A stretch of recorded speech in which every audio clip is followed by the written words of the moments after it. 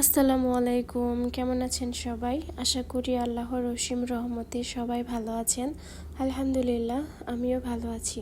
চলে এলাম আবারও আপনাদের মাঝে একটি নতুন স্পেশাল ভিডিও নিয়ে। আমি আশা পলাশ লাইফস্টাইল ভ্লগে আপনাদের আরও একবার স্বাগত। বাড়ি যাব ভাবছি, বাট এত তাড়াতাড়ি যাব তা ভাবি নাই। এইবার কেন জানি সব কিছুই হুটহাট প্ল্যানেই চলছে। আবিহার বাবাও হুট করে দেশে আসলো, আবার বাড়িতে যাব হুট করেই। তো সব মিলিয়ে থাকছে আজকের ভিডিওটা। তো সকালে ঘুম থেকে উঠে খুব ভোরে উঠেছি, ঘুম থেকে উঠে চলে এসেছি স্টেশনে। তো আমাদের ট্রেন ছিল 7টায়, তো আমরা ট্রেনটা 5 মিনিটের জন্য লেট করে ফেলি। এই ভিডিওটা হচ্ছে 27শে ডিসেম্বরের ভিডিও। তো আবিহার স্কুল এই কয়দিন বন্ধ, তো জানুয়ারির 1 তারিখ থেকে ওর স্কুল খোলা হয়ে যাবে। তো বাড়ি তো যেতেই হবে, আবিহার বাবাও এসেছে, তো তার জন্য হচ্ছে আমরা আগেই চলে যাই। দূরত্বতার কারণে আমাদের বাড়িতে খুব কমই যাওয়া হয়। ছোট বাচ্চা নিয়ে একা একা আসলে ওইভাবে যাওয়া হয়ে ওঠে না। তো যাই হোক, ট্রেন জার্নিটা আমার খুবই পছন্দ। যদি জানালার পাশে সিট হয় তাহলে তো আর কোনো কথাই হবে না। তো এখানে কফি নিয়ে নিয়েছি, তো বাইরের প্রকৃতি দেখে দেখে যাচ্ছি। এখন তো শীতকাল, চারপাশে শুধু সরিষা আর সরিষা, খুব সুন্দর লাগছিল দেখতে। ট্রেন জার্নিটা আসলে অনেক ভালো লাগে, চারপাশের প্রকৃতি অনেক সুন্দরভাবে উপভোগ করে যাওয়া যায়।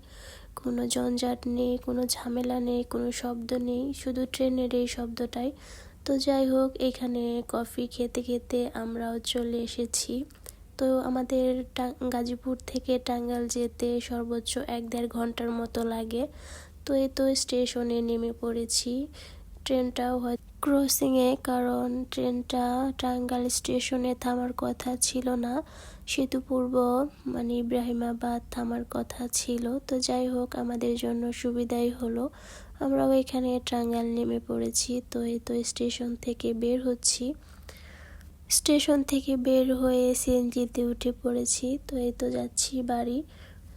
বাবার বাড়ি যাওয়ার আনন্দটা আসলেই অন্যরকম, হোক বাবার বাড়ি কাছে বা দূরে। বাবার বাড়ির মতো শান্তি বোধহয় আর কোথাও নেই, এমনকি সেটা নিজের বাড়িতেও নেই। আমরা যখন নিজের বাড়ি থাকি তখন সেই বাড়ির সব দায়িত্ব আমাদের, সব কিছু আমাদেরই করতে হয়। ভালো লাগলেও খারাপ লাগলেও সকল ঝামেলা আমাদেরকেই সামাল দিতে হয়। বাবার বাড়িতে কোনো প্রকার চিন্তা ভাবনা ছাড়াই সময় পার করা যায়। আলহামদুলিল্লাহ, বাবা মা আছে, তাই আমি এখনও সৌভাগ্যবান। পরিবারের সবাইকে নিয়ে সব আনন্দ উপভোগ করতে পারি। বাড়িতে এসে দেখি আমার মা অনেক ধরনের খাবার রান্না করে রেখেছে। এখানে হচ্ছে সেমাই, আর হচ্ছে শাক, টাকি মাছ ভর্তা, কবুতরের মাংস, মুরগির মাংস, আর হচ্ছে হাঁসের মাংস। সকালে আমরা ট্রেনে হালকা পাতলা নাস্তা করেছিলাম, তো এটা হচ্ছে দুপুরের খাবার। তো এসে হালকা পাতলা কিছু নাস্তা করে নিয়েছি। আস্তে আস্তেও আমাদের 12টার মতো বেজে গিয়েছে। তো এই তো এখানে দুপুর হয়ে গিয়েছে, তো আমরা এখন দুপুরের খাবার খেয়ে নিব। দেখতে দেখতে আমরা ভিডিওটি শেষ পর্যায়ে চলে এসেছি। জানি না ভিডিওটি কেমন হয়েছে, সবাই কমেন্ট করে জানাবেন। তো আজকের ভিডিওটা এই পর্যন্তই। সামনে আরও কিছু স্পেশাল ভিডিও আসছে, তো দেখতে থাকুন।